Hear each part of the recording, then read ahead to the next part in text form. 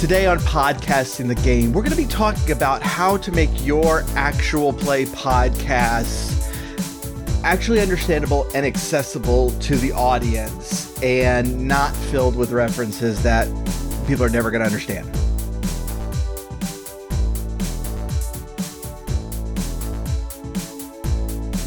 Hey, so this is Paul with the Techno Funk Boy, and we are back to Podcasting the Game. This is my series on taking your tabletop role-playing game, whether it's Dungeons and Dragons or anything like that, and turning it into an actual play podcast.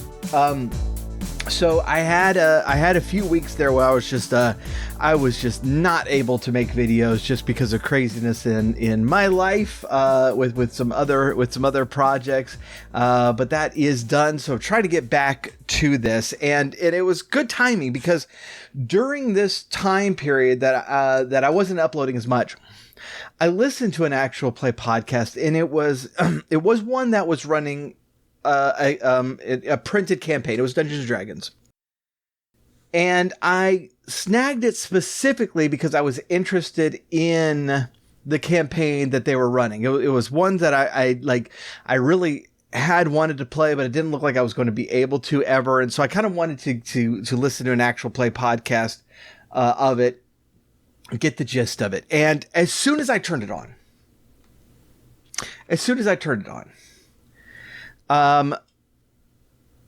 they had the character introductions that, first of all, were just kind of filled with inside jokes. But this wasn't really the big problem. The big problem was that as soon as they started the game, the Dungeon Master started a recap. A recap of what, you might ask? A recap of where they were playing this campaign for several sessions and not recording it. And then apparently they were like, guys, this is really good and we're really entertaining players. We should record and podcast this. Now that is actually a conversation that if you're watching this, you may have had. That is a conversation that you may have had with your players, and you're now trying to figure out how to accomplish this. This is how a lot of these start. That you're playing a game, things are going really, really well. The characters are playing well off of each other, and you decide like this is actually really good, and I think people would like listening to this. And so I don't blame them for that at all. There were two of my podcasts that I didn't know we were going to be podcasts at the beginning, but I tend to record pretty much everything I do because this is what I do, as somebody who is in, the actual play space and doing a lot of them. I record a great many of them. My Dragonlance game, by the way, I don't record. And so, if there were any talk about moving that group into more of a public, or either streaming or podcast, format, this would be the exact situation that this other group was in. So the problem is not that this conversation occurred. The problem is how then it was handled. And this is going to go back to the first thing I was talking about in this series, and I'll put that video up. Actually, I think it's over here. And that is that when you move into an actual play podcast situation, your audience has changed. When you're a dungeon master running a game for your players privately with friends or whatever the case may be, they are your audience. But when you are running it for a podcast, they are no longer an audience. They are performers. Your audience is your audience, and you are playing for that audience. And like I said in the first video, I'm hoping that you're having fun while you're recording. I do in all my games, and I wouldn't do them if I weren't having fun. I don't make much money off this. In fact, it's, my games are mostly money losers, but but I have fun. I have a lot of fun doing what I do, and that's why I do it. And so me saying that is not me saying, don't you dare have fun. I want you to have fun. But you need to be aware of who your audience is and who you are trying primarily to entertain. And it's not you, and it's not your players anymore. What that means is there's sometimes you're just going to have to start over. And if you're part of a group and your group is like just really firing on all cylinders and all your characters are really, really working, and you want this gig to, to be public, there needs to be some real consideration there of what is that going to look like? Do we need to just transfer these characters to a completely different campaign? That's one option. Do we need to replay the first couple of sessions? I hate to tell you that. I know I've run across some actual play podcasts that they are really into this. This is real Dungeons and Dragons, where, the roll of the dice is the roll of the dice. And, in a lot of times, if it takes 5 minutes to figure out what a spell does, you're listening to the 5 minutes. And this is the way Dungeons and Dragons really is played. If that's working for you, go for it. That is not the kind of game that I'm talking about. The type of game I'm talking about is a production. And if that 5 minutes needs to go because it's boring, it needs to go. If the battles need to be more concise to keep the action moving, that's what you need to do. And it's the same thing here.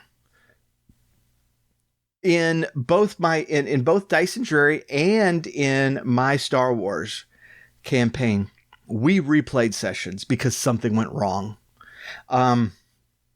In Dice and Dreary, it was actually my fault. My microphone, we run like our dialogue through one program so we can talk to one another, but it's recording on a different program. That different program was not picking me up at all, and there was nothing there, and there was no way in the backup had expired by the time we figured it out, and there was nothing we could do except redo it. And now Jeff played it differently the second time a little bit. But it was, hey, we need this episode here. We got to do it. And, in Star Wars, it was actually because the adventure kind of went badly. And, I was annoyed at that at the end, and in my annoyance, I forgot to save the audio, and so it was gonna take some heavy editing anyways for me to kind of fix it, but it just the audio was gone, and so we had to sit down and we had to redo it.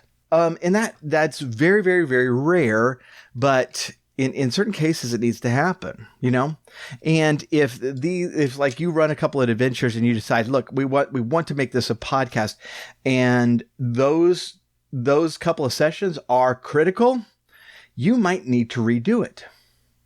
Or if you are the game master here, you might need to figure out a way to make where you are seem like the beginning.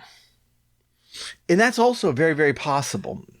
We had this discussion in Dice and Dreary when we ran Death House, which is the first 4 episodes, and there was discussion whether to make the next episode the real start of the podcast. And there was enough good stuff in the Death House episodes that we ended up keeping it.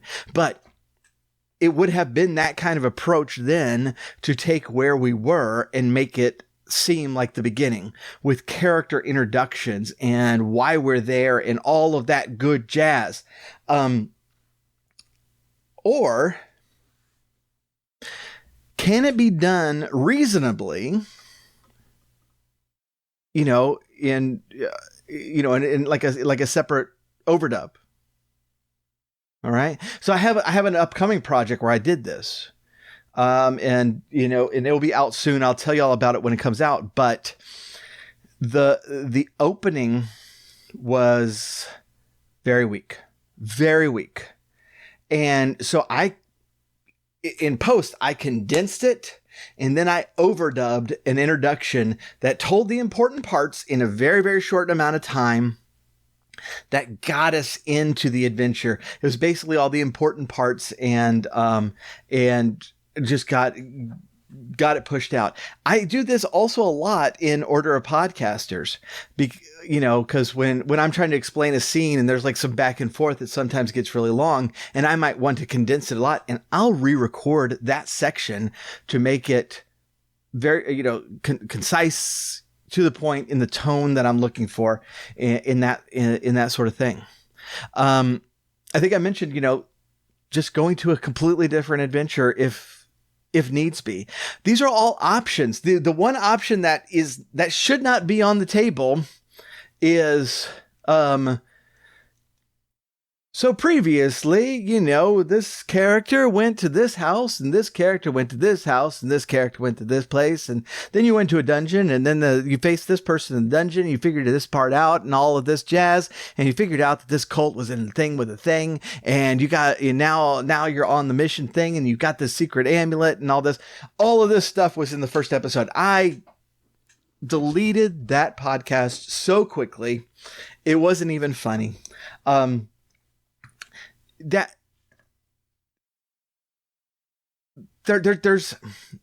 a couple of things there that are real problems. First of all, narration is always going to be better than exposition. Exposition is when you are kind of outside the story, explaining the story. Narration is when you're inside the story, playing out the story. And sometimes you just need exposition. Sometimes you just need to explain this thing. But if you can tell it in story, it's so much better. And so when you info dump us at the very beginning of episode 1, and you're like, okay, now all of this stuff that you need, here it is. It ends up being overwhelming for the listener. I accidentally hit my metal cup right there. That was not like the bell ringing that I made a powerful point, although I might start using it that way. That's what happens when I'm twirling my pen on the side here. You need to start it off. It's like, and there's this old literary theory of in medias res. You might have heard of this. In the middle of things. You start in the middle of things. You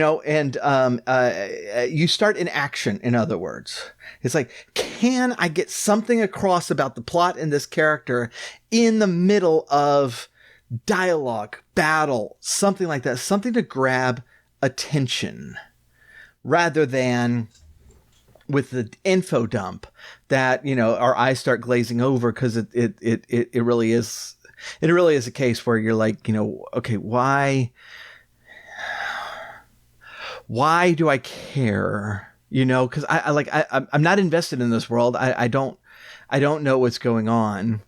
Why do I care? I've seen other podcasts like start off with a mythological episode, and mythology is fun. I love mythology, but I tend to want.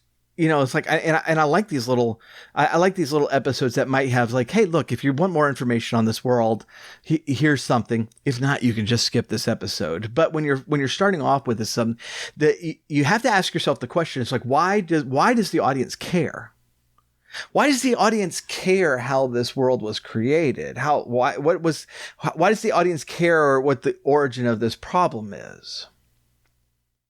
I would rather tell that in the story and let it play out that way than just giving an info dump, because those are honestly just more difficult to comprehend and less weighty and harder to keep track of when your audience is listening in the car or doing their exercise, and you're expecting them to remember a bunch of information. It's a lot harder. It's a lot easier to remember information that you learn in the story. So we've kind of been beating around the bush of openings in general, but my one regret in Dice and Dreary is the way we opened it. And I still think that opening is the worst part of the podcast. Thankfully, we've had a lot of people who really got into the podcast despite it. But if I could go back and change that thing, I would. And that is why actually I changed the opening in my upcoming project, because I don't want the audience to be listening to me despite the way the podcast starts. I want them to be listening because it grabs their attention relatively quickly. And so kind of in the middle of all of this, and it's probably not worth a whole episode to say, because this is something we understand. It is a lot harder to be self-critical about, is inside jokes. Now, there are inside jokes where your audience is inside the joke, and those are fine. Callbacks from way earlier in the series, references to certain events that the audience knows certain characteristics of the characters or the players that they would understand. These are things that are perfectly okay. When you're making inside jokes about what you and your friends used to do in high school, that's harder. And a lot of people think that their game would be perfect for an actual play podcast because of how hilarious it is and how well all the characters interact, only to hopefully realize, sometimes not even realize it, but only to find that, yeah, they're great together in that group because you all get each other's jokes. But when you're talking about that night at Sally's barbecue, I don't know what you're talking about, and that is something that you should be thinking through. And it is very hard to think through, especially when you're playing with longtime friends. In some of my games, I have a real danger of this because I'm playing with friends I've had for many, many years. In some of the games that I play in, I know the players through this actual play podcast. And so that's not really a problem. And that works out really, really well. It's doable both ways. But it is something that you need to be aware of. And if there's an inside joke in the recording, don't be scared to just edit that out. And there are some of the biggest laughs in my games that I ultimately cut. And one of the reasons is because the audience does not have the frame of reference to think it's going to be quite as funny as we do. There are other reasons for it. There are reasons of pacing for it. That if if you're at you're right up at the BBEG and it's about to go down, and then your players kind of go on a 10-minute tangent that's honestly hilarious, but it's dragging the podcast down, that might be a place where I cut it. And that's also when you kind of need to know the tone of your particular podcast. So like, I'll let my Star Wars players get away with a lot more tangents than my Order of Podcasters players when I'm editing. In recording, not as much. Yeah, if you want to see the way Order of Podcasters really plays, check out our Twitch channel, twitch.tv/technofunkboy. There is a difference between the recorded version and the ultimately produced version, but Order of Podcasters is a much more serious podcast, much more serious, and so I cut out more jokes in that podcast than I will Star Wars, which is not a serious podcast at all. It is primarily a comedy action podcast. And so there's a lot more tangents that happen there. But that actually is a tangent to the main point here, which is you don't want to be doing things that are going to be pushing your audience out of the world. Jokes that your audience don't get are things that are going to be pushing them away. Having references to the sessions that you played but you didn't record, and you're just expecting the audience to just pick up on 6 hours worth of playing through just some exposition. It's pushing your audience away. There's a lot of stuff that I try to think through when doing this, and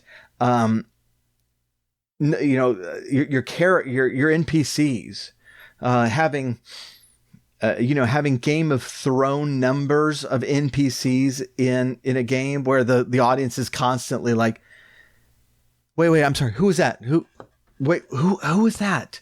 What's that? What that important? If it's been a while, reintroduce them, reintroduce the character, and even enough to remind the audience. It's like, okay, it's been a while, but you've seen this character before.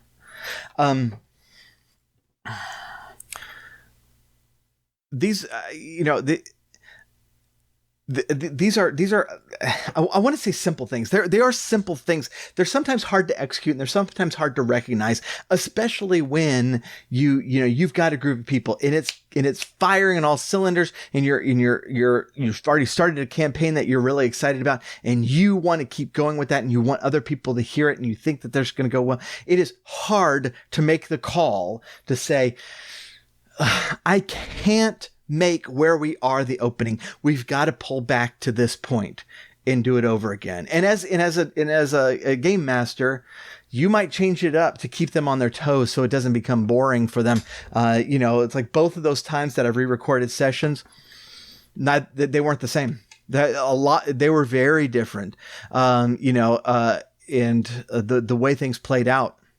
And that's intentional. You do want that spontaneity of what the players are going to do and how they're reacting to stuff. But you might just need to pull it back and say, okay, I can't make it work right here without an exposition dump.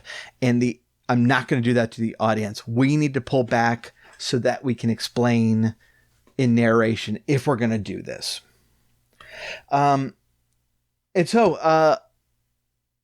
Simple ideas that it's decisions that you don't always want to make. It is a hard thing to cut the great joke. It really, really is. It is the hard thing to decide. We've just got to replay a session, but overall, if it engages the audience more, and it's going to make the podcast better. If it engages the audience more, the audience is going to be more connected, obviously, and so these are things that I think are very, very much worthwhile when needed. So I do appreciate you tuning in. I know that it's been a little bit since we did the first episode of this series. I am back, producing videos at a regular rate now, and a lot more that I have to say on this. And so I do hope that if you are not subscribed, you hit that subscribe button. The bell beside it will let you know when I upload videos, so that you can check them out. We do also talk about other, like Dungeons & Dragons, TTRPG things here, as well as video game music, and so check out the other videos. I really do appreciate it, and I hope to see you next time. Hit the subscribe button below to keep up to date with the Techno Funk Boy videos. In the description, you will also find links to the Discord page as well as Patreon. I really do appreciate your support.